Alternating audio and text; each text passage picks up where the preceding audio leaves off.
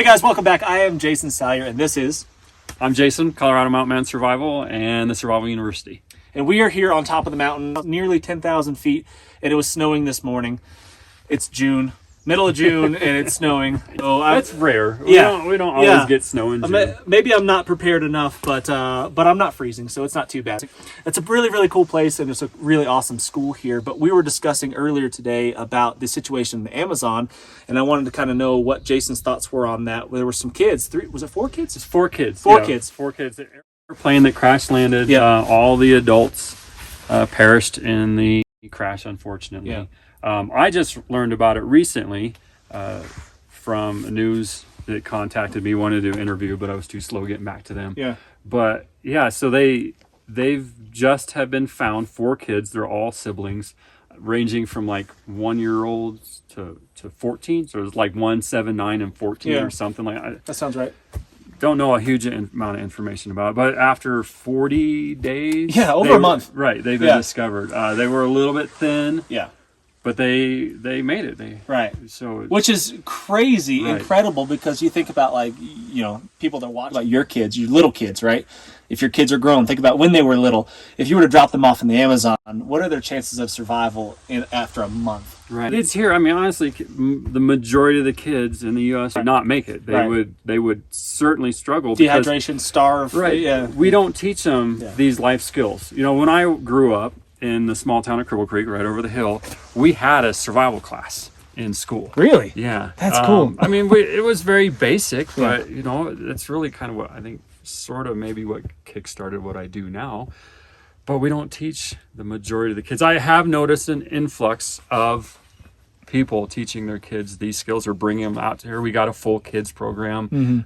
We start at 5 years old up, you know. Yeah. But we no holds barred with what we teach our kids. Yeah. We're teaching them knife safety and how to do fires and fire safety and all that stuff. Yeah, we're not out here teaching them silly things. I don't know what, gimmicky survival skills. We're teaching them real skills. But the kids in the Amazon are from, I'm not sure what country they're from, but they obviously they had to have known some, at least the older kids. Right. They said that 14-year-old had knowledge of the forest. You know, the Amazon, I don't do training in the Amazon. I've done, we go down every year in April, Costa Rica, jungle survival adventure trip.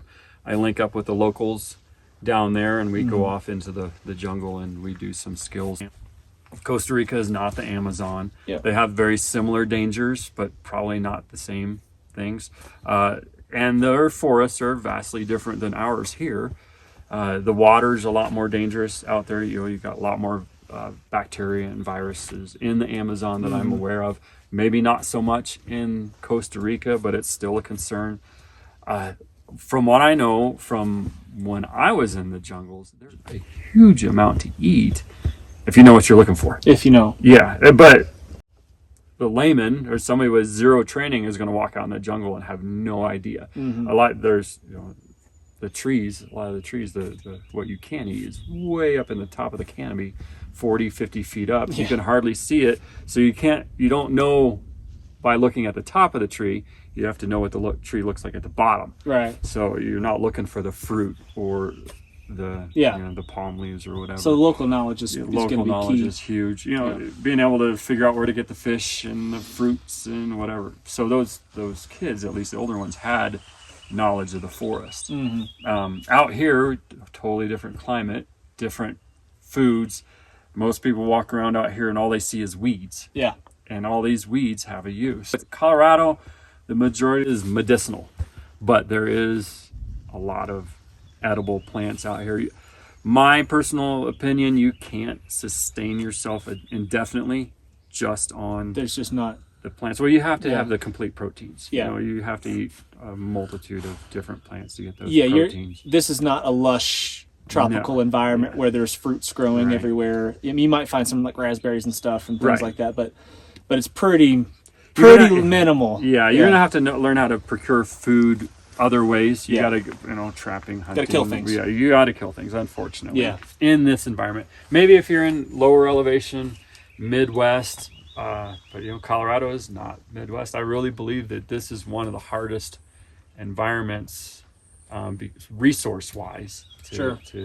Well, not just resource, but environmentally too. I mean, think about those kids of even kids with local knowledge of edibles and things like that. And if you're not dressed appropriately here, right? I mean, it's June, right? And you could die of hypothermia very easily here. Yeah, I mean, the past couple days it's been storming here. We've been getting snow and hailstorms and rain, and a lot of people come to Colorado as a tourist destination. It's our largest industry in Colorado is tourism. Sure. Yeah. $1 billion. I think I did some research. It's like a $25 billion a year industry. Yeah. And a majority of the tourists come here are very naive to our climate. They come here in June and they're wearing shorts because you're lower elevation. It's hot. It'll be 95 and 100 degrees. We drove here. It was 85 degrees when we left yesterday morning, and when we arrived last night here, it was snowing, hailing, sleeting on us. Yeah, when I woke up this morning, there was frost. Yeah, there was ice on the ground. So it was below freezing in June. Yeah. Now that's not always typical for Colorado. This time of year, first thing in the morning is probably around 50 degrees. But that just goes to show you Mother Nature is very unpredictable, and you need to be ready for it at all times out here. And when I go hiking, typically I see people, I'll be 10 miles deep. I'll be all kitted up. I don't carry a lot. So I'm not out there rucking with 50 pounds of gear, but I've got your go bag. Right, but I've got like 10 or 15 pounds of stuff, the basics. Yeah, just your basics. And I'll be 10 miles out, and I'll pass people that kivas and shorts and a water bottle. And a water bottle in their hand. That's all they might have a granola bottle, and they're like, and I look out, and there's a storm rolling in. And I'm like, this person better hurry. Yeah. Or if they slip and roll their ankle, then they're in trouble. Yeah. It's just what people just don't know. So that's why I do what I do. I have no judgment. I get people out here take classes that have never been anywhere without a street light before. Yeah. It's pretty crazy, weird, but I love that student because they're eager to learn. Yeah. And it's like a blank slate. I don't have to... No training scars. Right, and stuff. Right. Yeah, I don't have to undo some stuff that they learned that was wrong for this environment, at least. Yeah. Yeah, there's a lot of crazy fictional stuff out there, survival nonsense from TV shows and stuff like that. So much survival. And some of the classic books, that... they're cool, they're fun to read, like Hatchet. Hatchet is a great book. Yeah. But it's just not realistic. My Side of the Mountain. It's fun to read. It's a fun book, but I actually had a 50-day student. So we run a 50-day class. I had a 50-day student that came out that he was encouraged to take this class because he read that book. Yeah. He was like, that sounds so cool. Which is great. Living in the woods, which was great. Yeah. But then he got out here and he was like, man, that was totally different. It was so different. It was one of the hardest things I've ever done in my life. Yeah. Well, nothing like the book. Yeah, that's right. Well, I've read that book to my kids, but the big part about what we're doing is we're taking the kids cross country, taking them places like this and teaching them life skills and getting them out into remote places. And that's just awesome. We need to do that for our kids these days because they're self-sufficiency. They're not getting it in their, the school environment or the technology environment that they're in right now. Yeah, and just changing the mindset too. Right. Yeah, the mindset of like, I haven't eaten in an hour. I'm starving. I'm going to die. No, you're not. You're going to be okay. You've got at least 3 weeks. Yeah, like I've got goosebumps on my arms. I'm going to freeze to death. No, you're not. You're going to be all right. Like it's going to be okay. So just having a positive mindset. And those kids in the Amazon probably, they had to have had like some serious willpower. I'm imagining that I'm just putting myself in their situation. If I was dropped off as an adult, in that situation, all the things that would go through my mind being in this really remote place and I've got to help take care of these other little kids and stuff. That's tough, man. It is tough. Yeah. I think what probably benefited those kids is I think the number one survival skill. I asked my students this. What do you think the number one survival skill is? And a lot of them are like food, fire, shelter. They go through the normal stuff. But nope. None of it. Yeah. It's creativity. Yeah. And I think kids still have that creativity and they can think outside the box and it allows them to see what us as adults can't see. And they have that going for them, and then the will to survive. There's a few books out there about you have two different individuals in the same similar situation and one perishes and one makes it. They all have generally the same stuff. Why does one make it and one doesn't? Mindset. It's all mindset, you know, and that's the slogan for the Survival University is, what's your reason? Yeah.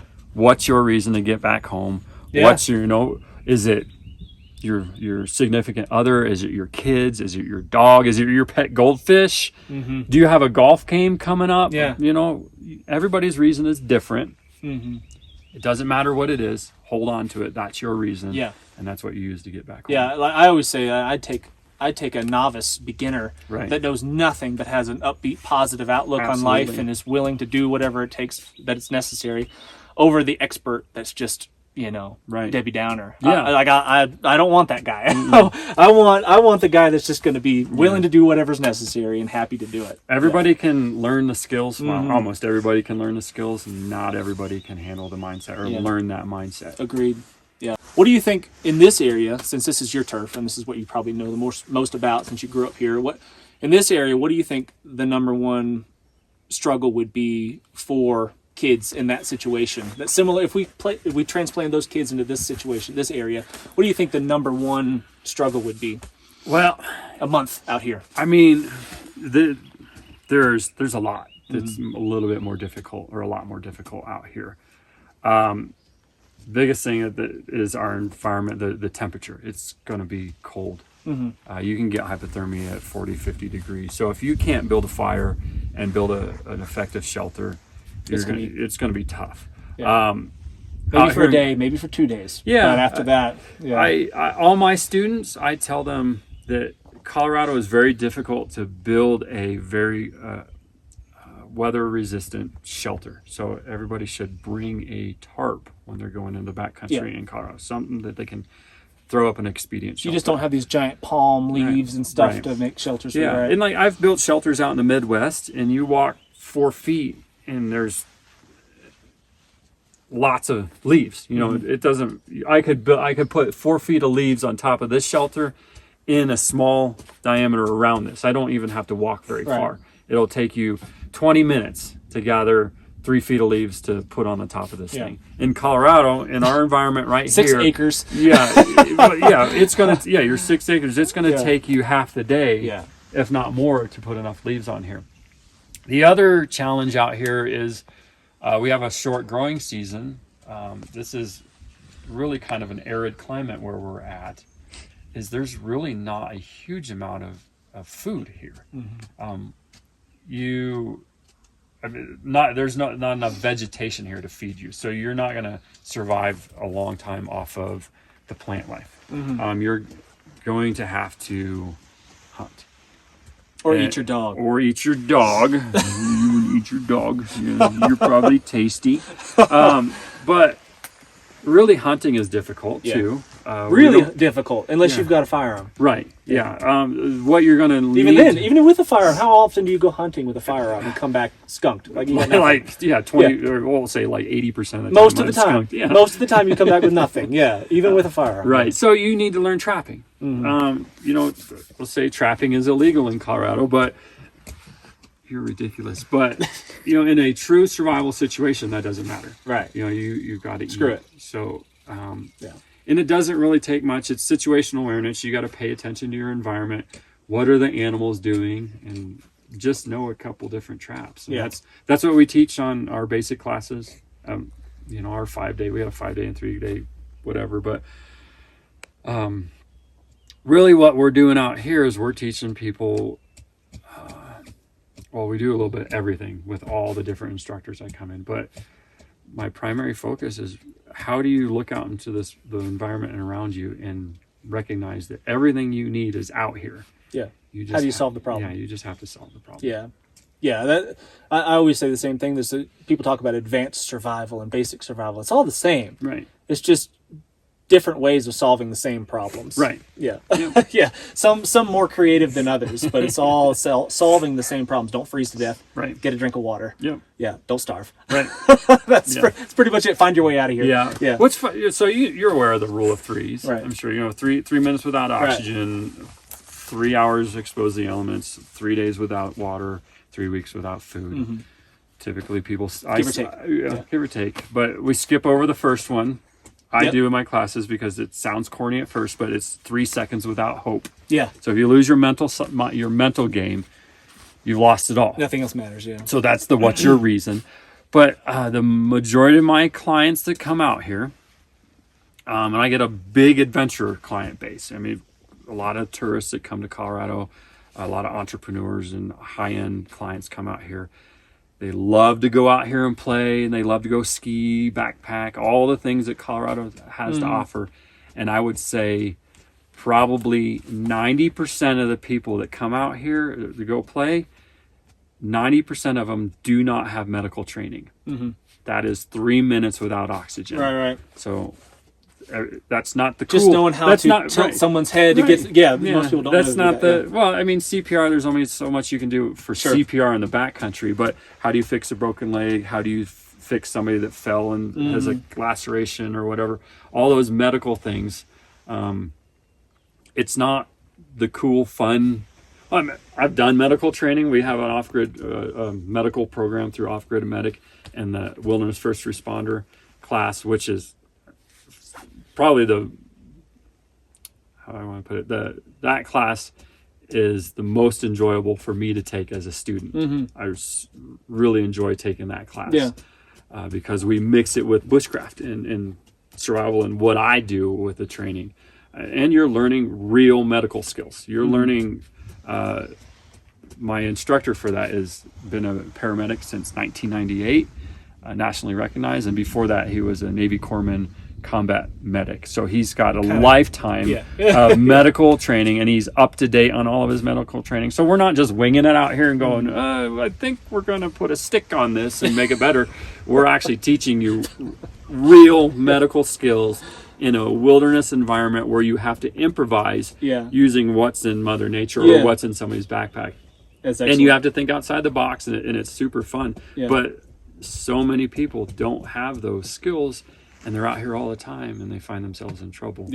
So that's great. I just thought of a good T-shirt for you. Yeah. So it would say wilderness medicine, and on the back it would say put a stick on it. I think it'd be a good shirt. I'd wear that. I love that. We might make that one. It's what, did you see my other one? No. This is the one. Well, you got it. Oh yeah, I've seen that one. Number one rule: don't die. That's my rule too. You come to my house, the rule is don't die. Once you leave, it's on you. Right? Yep. That's it. All right, cool. How can people find you? You can find me online. www. Wow, I screwed that up. So Start over. Yeah. Edit. You can find me at www. I don't even need to do www anymore. Nobody cares. Nobody cares about the www. Yeah. It's always www. Right. Yeah. XYZ. Carry on. PDQ. Yeah. Survivaluniversity.com. That's where you can find me. Got it. I'm on Facebook, Instagram, all the things. But yeah, my website. Colorado Mountain Man. That's you. Yeah, I'm Colorado Mountain Man. But you find everybody at the survivaluniversity.com. Right on. Awesome. Cool, guys. Hey, thanks so much for watching. I really do appreciate it. Make sure you're hitting the thumbs up, subscribing if you haven't done so already. Leave comments. Tell me what you think about the situation in the Amazon. That would be great. Any comment, all feedback is very welcome, and we will see you on the next one.